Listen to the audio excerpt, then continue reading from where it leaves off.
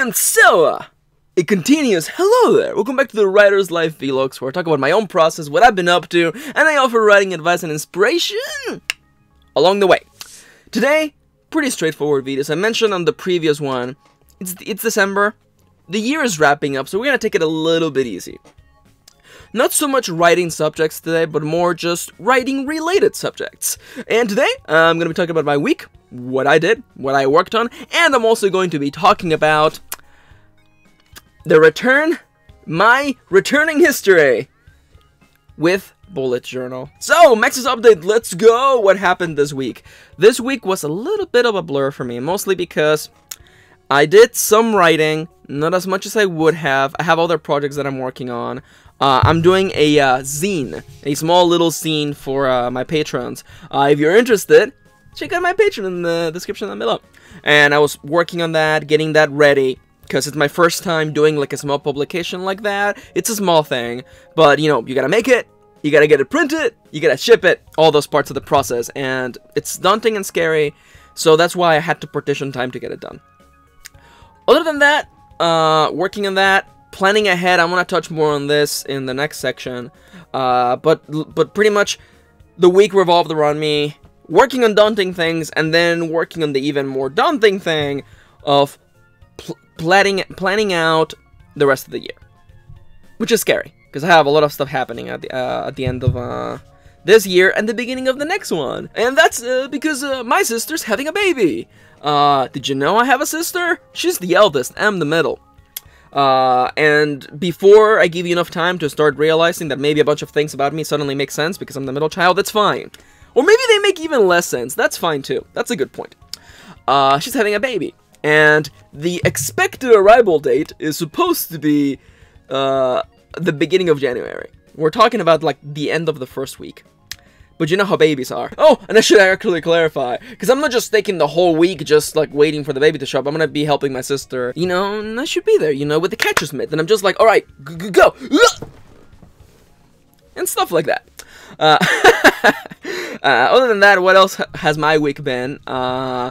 Trying to unwind, Kitty, my favorite person in the whole world, the person I love most in the whole world.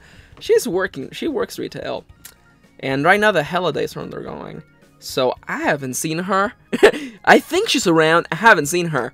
She's been working like really late, so I haven't had a chance to see her, so like the one night when she's not like working like until midnight, I just like spend it just wrapped around her, because I'm just so sad, and she's also kind of sad.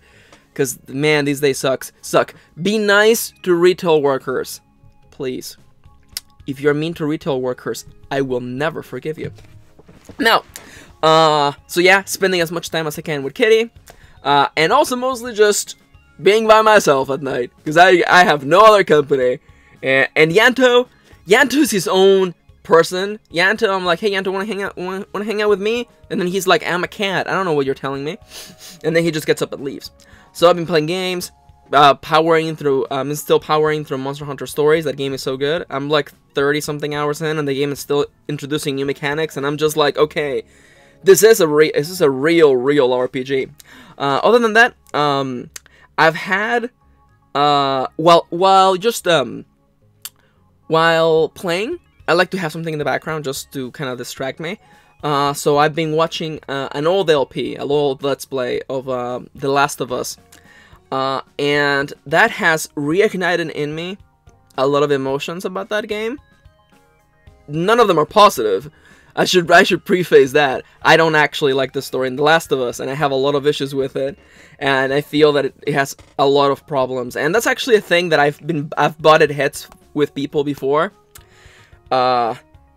And a part of me wants to do a whole video on it, but I can't do that. That's just me ranting, and that's unsavory. I don't want to put that on the channel. So instead, I'm gonna put it here. Okay, quick. Top 3 things I dislike about The Last of Us. The Last of Us's writing. First and foremost, Ellie is super inconsistent. There's things that she knows for no reason and things that she can't do. She knows how to drive stick shift, but she doesn't know how to swim. What? And she knows about arcade games, but she has no idea about young adult fiction. And but she reads comic books though because they're cool. Also, second thing I dislike about The Last of Us, the whole thing is that it takes place in the apocalypse, 20 years after the apocalypse, zombie apocalypse. And one of the characters that you have is Ellie, which is this young girl, and then that's contrasted with a playable character. What's his name? It's not Jaden. Joel, a J name. I had to look through the cabinet. Joel is your main character, who's an old, jaded man, who may or may not have lost his daughter at the beginning of the apocalypse, and now he's super jaded and old. And the whole idea is that you have the young generation who didn't grow up with, like, video games and all that stuff, and then the older guy. And then they clash heads. And a lot of Ellie's interactions with the world are her pointing at things and go, huh, what's that? And if it's a thing that boys like, that boys would have thought it was cool, she goes, ah, that's cool. And if it's a thing that girls would have liked or was aimed at girls, she says, oh, that's dumb. That happens every time. I'm rewatching the LP, and every time there's a female-centric thing, Ellie goes out of her way to point out that it's dumb, or that she doesn't like it. And I mean, I get it. This is a game for boys. I get it. But at the same time, I'm like, it feels stilted, and it doesn't feel... and I don't know. And also, like, it's been 20 years since the zombie apocalypse, and there's still a movie poster for a werewolf movie. I don't know. And then she goes out of her way to read a young adult novel aimed at girls, and has to go, wow, this is dumb. And I'm like, it would have, like, honestly, had she also gone out of her way to point out how all the male-centric things from the 20th century were also dumb, I think it would have been fine. Or is it 21st century? Whatever. It would have been fine, but it's so, like, heavy onto, like, oh my god, girls are so dumb for liking these things. And then you have the entire reality of the game's ending. I'm not gonna go about and spoiling it, I'm just gonna touch it real quick, because I just gotta get these feelings out of my chest.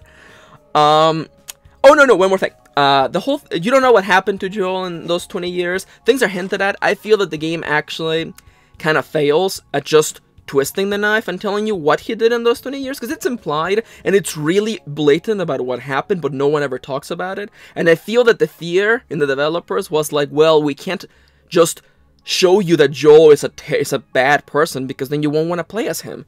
But I'm like, but you're telling me he did bad things. Just tell me the bad things he did. Twist the knife. Enhance the feelings. And it's like, no, because Joel is not a bad person. But then the ending happens, and I'm just like... And, oh, I've had fights with people over the ending of The Last of Us. And I don't like it.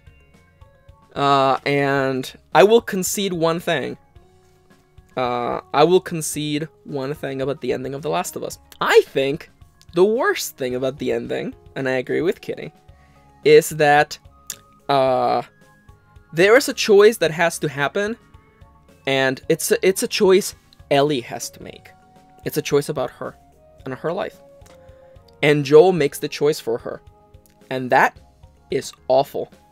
You can't tell me a character is not a bad person and then just goes, no, Ellie, no, I'm gonna make the choice for you.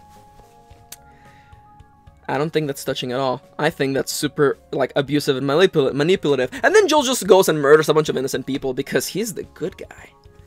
I can't... Oh, and I hate it, because I'm hoping, I'm hoping... Oh my god, I was gonna say, I hope Emmy's not watching this video, because I think Emmy really likes The Last of Us. But I have, like, 10 followers named Emmy, so I think it's safe to just say, I'm sorry, Emmy. We can argue on Twitter. We can talk about The Last of Us on Twitter. I'm willing to concede some things.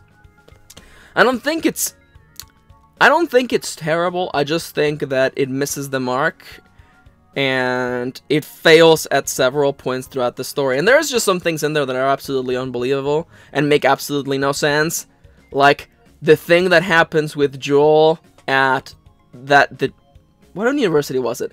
The thing that happens in the game that causes a break in the action and a skip forward into the middle of winter. This makes absolutely no sense. It's fine. That makes no sense. That makes no sense. That breaks all allusion to the realism within this world. But that's fine. That's fine. Am I gonna cut this entire thing from this video? I don't know. I really needed to get it out of my chest. I'm gonna have so many fights on Twitter. It's fine. Come at me. I'll talk. We can talk about The Last of Us. It's fine. We can talk about The Last of Us. It's fine. I'll win. I'll beat you up. My argument is stronger than yours, and that's all that matters. Anyhow, hey there, everyone.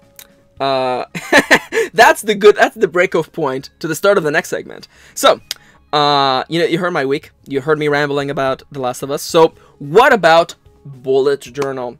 I made a video not so long ago talking about my thoughts on bullet journal, and I got some feedback. I got some really good comments on that, and it wasn't anything like, Max, you did it wrong, because I don't think there's a wrong way to do the bullet journal. Bullet journal, for those of you who don't know, is a productivity and time management system that you use with a regular notebook. And the big draw of it is the ability to see into the future. That sounds weird. Is to be able to work at different paces. You can work on a month-to-month basis, month-to-week to day, and that, I feel, is the most effective, when you can see what you're doing in a month, what you're doing in the week, and what you're going to be doing in a certain day. It also has, like, a quick listing, I forget what it's actually called, where you just write out all the tasks you need to do and just get them from here to the page. And that helps you not forget to do things, and to also have the scope. But there are whole videos on bullet journal, there are whole tutorials online, and I cannot do as good of a job as they do. So I recommend you go look up a tutorial on bullet journal. When I first did bullet journal, the only tutorial I saw was a tutorial by the creator. And while I think that he did a good job at explaining bullet journal, I also believe that his attachment to the project, and how much he knows it, and how many times he has explained it, and also his particular way of framing the explanation, made it seem a little bit cold. A little bit unemotional. Almost as though he's been explaining bullet journal for years. And I get that. I don't think that's inherently his fault. But when I watched those videos for the first time, I thought, okay, bullet journal is kind of a thing you just do, almost disposable. You do it, you write things out, you move tasks around, you just do it. And when I first tried bullet journal at the beginning of the year, I was unattached to it. It was a do it and let it go kind of thing. Disposable. I took the tone from those videos and I just kind of accepted them.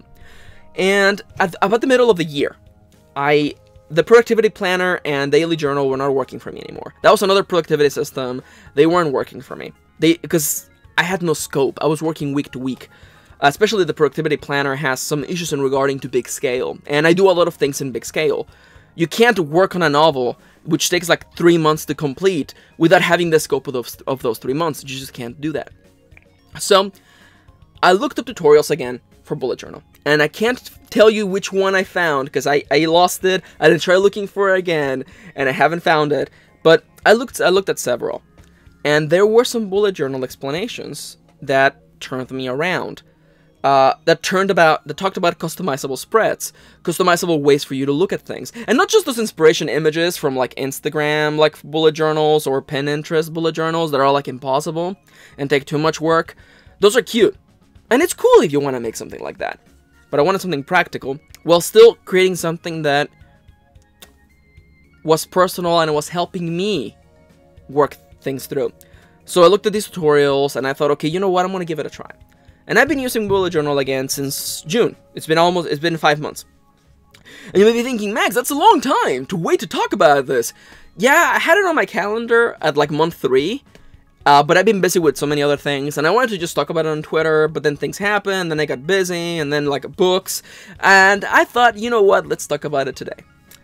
5 months with bullet journal, with a new approach, looking at it not as a disposable thing, but rather as different lenses of a microscope.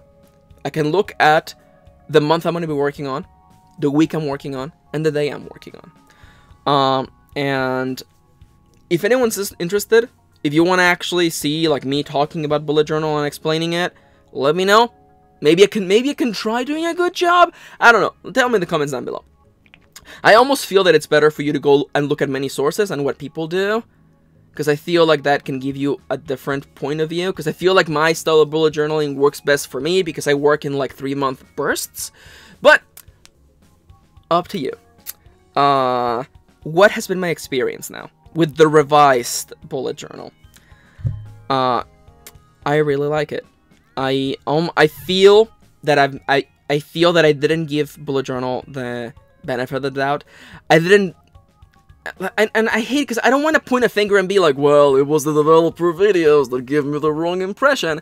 But at the same time, I didn't look at other sources. Man, it goes to show that you should look up at multiple ways. Look up at all the different ways people tackle a particular subject. And it'll help you look at how they do things and give you more points of view. And having more points of view help for the bullet journal. I created things for myself, such as like I looked at how people did weekly spreads and found something that worked for me. And the whole modability, the whole way you could customize your bullet journal and the way your spreads worked, like, blew my mind. Because, like, again, like, the developer ones are very straightforward, very utilitarian, and they were, and I listen, I'm utilitarian. I love things with purpose in mind, and utility in mind, but they weren't utility and purpose I was looking for. So I reworked things. I've been reworking it. My bullet journal is not finalized. It's just more of an ongoing thing. I play around with things, and I really love the idea that like I don't have to stick to just one mode, aka productivity planner and daily journal. I can just adapt to things.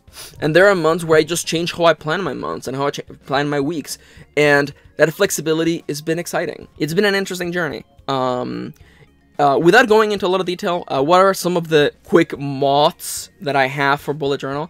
For particular tasks, I also like to list them as Pomodoros, which are, of course, another productivity method in which you work in 25-minute bursts. That I like doing that because it helps me contextualize how many hours I have in a day. Because the reality is that, and if you follow me on Twitter, you know, I am terrible. I am really bad at giving myself more time that there is, no, more work than there is time in the day to do it. And more work than there is, like, days to work on it. I'm really bad at it. I'm really bad at it. So one of the things that helps is just to literally break my day into 25-minute chunks. With padding, of course, because things always happen. You never know when, like, you know, something's gonna happen in life, or when I have to stop to go fix a video because I uploaded it wrong. I'm sorry, Dango Duo fans. I will be better, I promise. So just go and look, okay, I have 12 cycles to work today. 12 25-minute chunks. What can I do?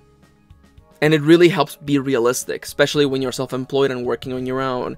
Because the reality is that you can't work 10, 11, 12-hour days every single day because you're going to burn out.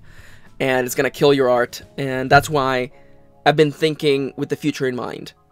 Taking care of myself. Because in order to take care of the writing, you must take care of the writer. So a planning system like this has helped me, especially for creating videos and for planning out weeks. And for also, and here's the thing that I missed. In the bullet journal, you are putting your life in there. You're organizing your life. And that's not only work. I missed that. I missed that when I was first looking into the bullet journal. And when I began putting in little heart tasks, tasks with a heart in it, I kind of created this, like, personal list. Things about myself and the people I love and my family. And creating tasks for them too. Tasks for me to spend time with them.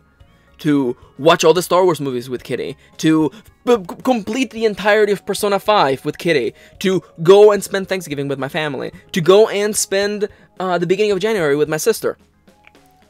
It became about thinking about, it wasn't just all work, and I feel that thinking about all work became, like, mind-numbing. But again, I might make a follow-up video with all the things that I've been doing in bullet journal. Nothing is set in stone. I'm trying a bunch of different things, and, like, I do like to spend, like, a month trying out one thing and see what worked and what didn't. And right now, what I'm, like, really focusing on is, like, my weekly spread, like, the thing that shows what you're doing on week-to-week basis. I changed my monthly spread, and I actually really liked that monthly spread, so I'm just kind of sitting there like, well, does this replace the weekly spread? Because if it's way better than the weekly spread, then I'll just do the monthly spread. I think that's fine. I'm trying things out. But I can talk about the little things.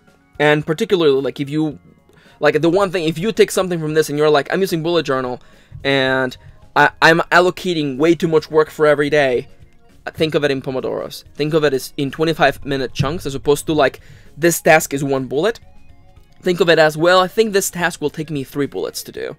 3 25-minute chunks.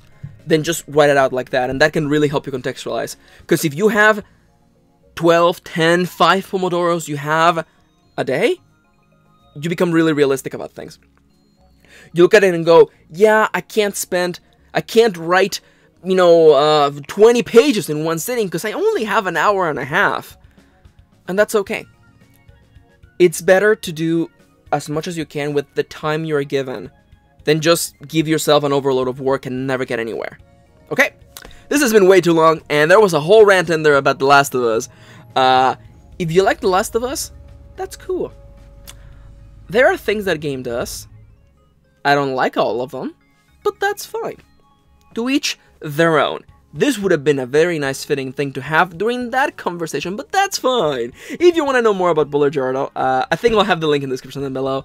Bullet Journal is pretty interesting, and look up, and if I can give you one tip, look up at all the tutorials, read several pages, see how people do things, look up images, and there's some really like pretty bullet journals, but I'm not gonna lie to you, that's too much work for me. I want it to be useful and to work for me. So if you are interested in looking at a different productivity planner or a way to plan your tasks, I say look at Bullet Journal and customize it for you.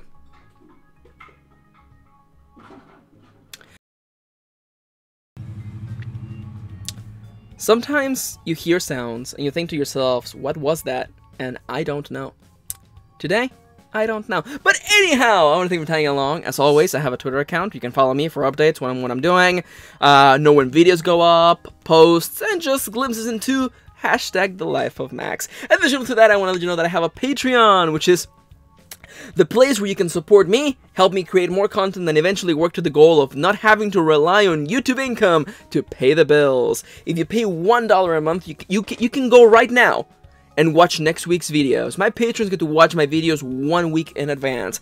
And I think for $1, that's a pretty good deal. Also, a big shout out to the special patrons of today's video. Thank you so much for your support. You're amazing. And I love you. But as always, thank you so much for watching. Thank you so much for spending a little bit of your day with me. And I just realized I didn't have Slowpoke in these videos at all. Oh no!